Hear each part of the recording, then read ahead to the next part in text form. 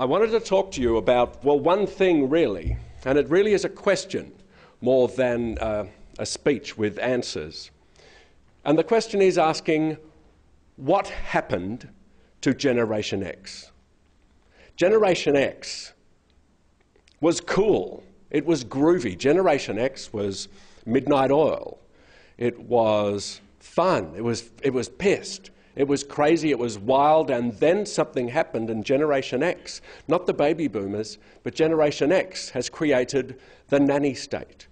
They even the other day had a swoop of police stopping people from jaywalking. I mean, Christ, what is going on?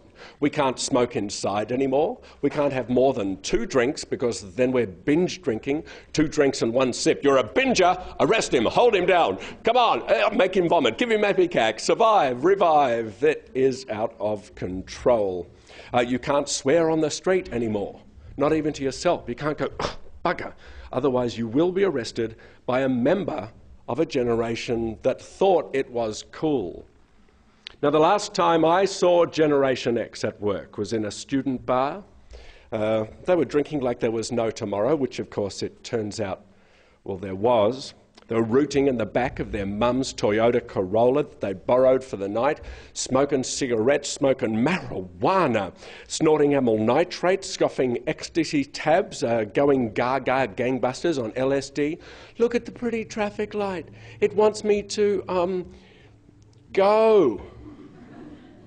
They were climbing out of their mum's Corolla to go shag someone else after the first one, right behind the boat shed. Then they go back inside for a threesome in the men's toilets, then a foursome in the women's toilets, then back outside for a spew, bit of a ciggy, some PK chewing gum, and then another route with some perfect stranger with absolutely no name or face that I can recall or that I told them about.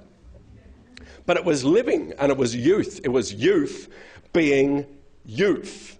And the world was burning, and baby boomers knew nothing, and wow, listen to this new music. It's so cool, it's so groovy, it speaks to us. When I'm walking, I strut my stuff, then I'm so strung out. I'm high as a kite, I just might stop to check you out. Man, I love those violent femmes, which in English means violent women. And other songs, I was made for loving you, baby. I know what boys like, I know what guys like, I know what boys like me. All of these songs that were saying very simple things, but mainly we are young, we are alive, the world is burning, the world is ending, we are Generation X, hear us roar. But look at what happened. Here we are, Generation X, hear them snore. Generation X, I believe, is the most conservative generation this country has ever witnessed.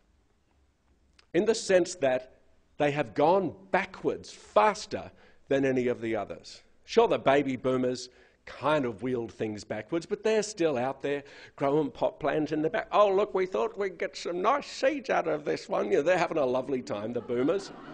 They're buying their motorbikes, and then we're living again. We don't care. And occasionally we get Marjorie over once a month and have a bit of a jiggy-jiggy. You know, they are living. But Gen X, for some reason, are carrying on as if something terrible might happen. And the thing that Generation X thinks is so terrible that just might happen is Generation Y. What is Generation X obsessed with? And I'm serious about this. I know Michael introduced me as a comedian, but I'm not here to amuse you. This stuff drives me nuts. It drives me nuts because I look at Generation Y and I see a great future, not only for this country, but for the world. All Generation X sees is Lady Gaga walking around in a bikini. It's worrying. It's a bother. All we hear from conservative talkback DJs, from columnists in The Age and the Herald Sun, is that teenage drinking is up, teenage sex is up, teenage violence is up, beer, cigs, up. It's all the same message. Generation X, whether they can admit it to themselves or not, have not just become their parents, they've become their grandparents. Because Generation X's parents are baby boomers. Oh, listen, what I've got is, it's a little bit of Lebanese madness in behind the Yaffadistras. You know, they're doing fine. It'd be fine if Gen X turned into the baby boomers, but they haven't. They've gone back pre-war, and they are pushing as hard as they can because you have a very highly sophisticated and media-savvy generation who are supposed to be the thinkers, who in fact are trying to stop the generation that is regeneration, the sexy people of Gen Y. It's an outrage. So, I mean, let's look at the recent push to stop the so-called sexualization of the media. Have you heard that word? It's not actually a word, but it's sexualization. It's a bit like saying, well, you just get any noun and you put ization next to it. There are bald people. It's the baldization of society.